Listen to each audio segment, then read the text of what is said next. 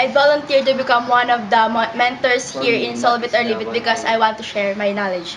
First of all, I volunteer here because I want to help my schoolmates that have a problem in math. Nag-volunteer ako dito para makatulong sa mga natatakot, nahihirapan at nalilito sa math. Nag-volunteer ako para makatulong sa ibang nahihirapan sa math at gusto ko rin i-share yung knowledge ko sa math.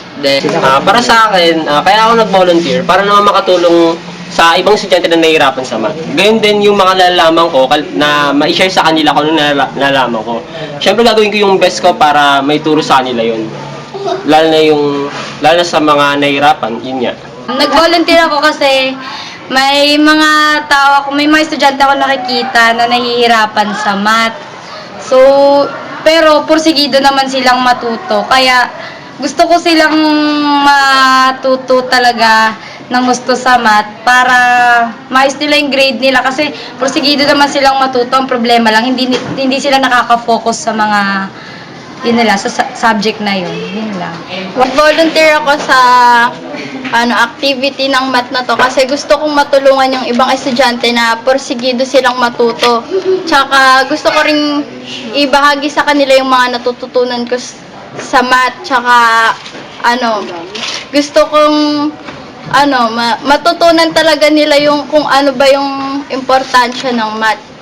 Nag-volunteer ako sa math activity na to kasi gusto kong matulungan yung mga estudyante dito sa school natin na gustong matuto pero nahihirapan sila. Gusto kong maibahagi sa kanila yung mga naituturo sa amin para mas lalo nilang matutunan yung mga lessons kung saan nahihirapan sila. Gusto kong maipakita sa kanila na kaya nilang ma-solve yung mga math equations na nahihirapan sila at ipakita sa kanila na hindi dapat silang mahirapan sa math. I volunteer to become a math trainer kasi gusto kong maturuan yung mga kapwa ko estudyante na nahihirapan sa math. Kasi nung una, katulad rin nila ako na nahihirapan din sa math. Kaya gusto ko i-share yung mga natutunan ko ngayong 40 years sa kanila para naman at least masabi ko na hindi ko pinagdamot yung binigay na grasya sa akin ng Diyos, which is yung madaling matutunan yung subject naman. Sumali po ako dito upang mapakinabangan ko naman ang mga kaalaman ko sa math sa pamamagitan ng pagbabahagi nito sa iba na hindi alam iyon. Nag-volunteer ako bilang isang mentor para makatulong sa ibang nahihirapan sa math at saka para maibahagi ko ang nalalaman ko sa math. Kasi gusto kong tumulong sa kapwa ko, Easternian, na ma-enhance yung skills nila tungkol sa math subject. Since math subject is one of the most difficult subjects na kailangan nating pag-aralan at kailangan nating subukan, kinakailangan nating bigyan ito ng pagkakataon na matutunan ng mga estudyanteng medyo nahihirapan sa pag-solve o kaya sa pagsagot ng mga equations or ng mga bagay na merong kaugnayan sa math subject. Isa pa sa mga gusto ko is tumulong sa kanila para if ever man na meron silang career na gustong piliin na merong koneksyon o may kaugnayan sa math, at least makakatulong ako sa kanila na makadagdag ako ng information or facts about sa math subject. It's like a puzzle. Let's put it in the situation, a big puzzle with 1,000 pieces. You dare to put them together and leave it with chaos. Hindi siya kaaway. Pwede siyang kaibiganin para makatulong sa atin sa pang-araw-araw na ginagawa natin sa ating buhay. Hindi lang yan isang asignatura, kundi parang everyday na, lagi na nating nakakasalubong sa bawat oras, sa lahat ng araw. Math kasi mahirap siyang subject, pero kung talagang iisa-isahin mo yung mga pag pa-isi-sequence mo yung pagsosolve sa math, parang hindi naman siya ganun kahirap.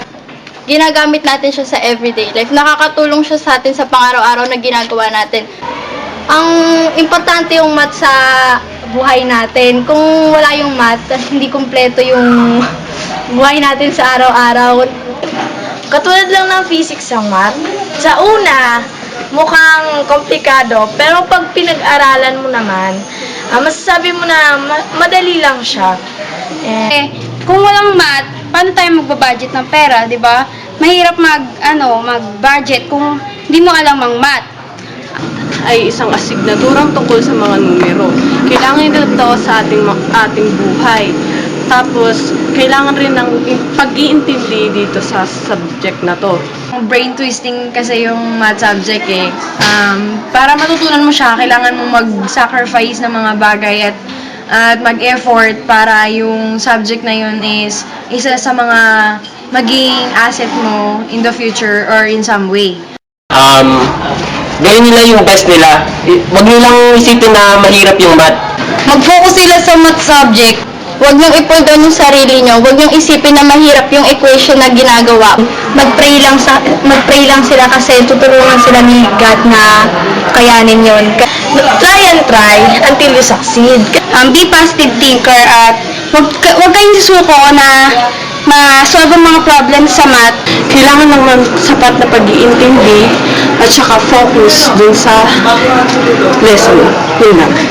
Bigyan natin yung 100% na best natin.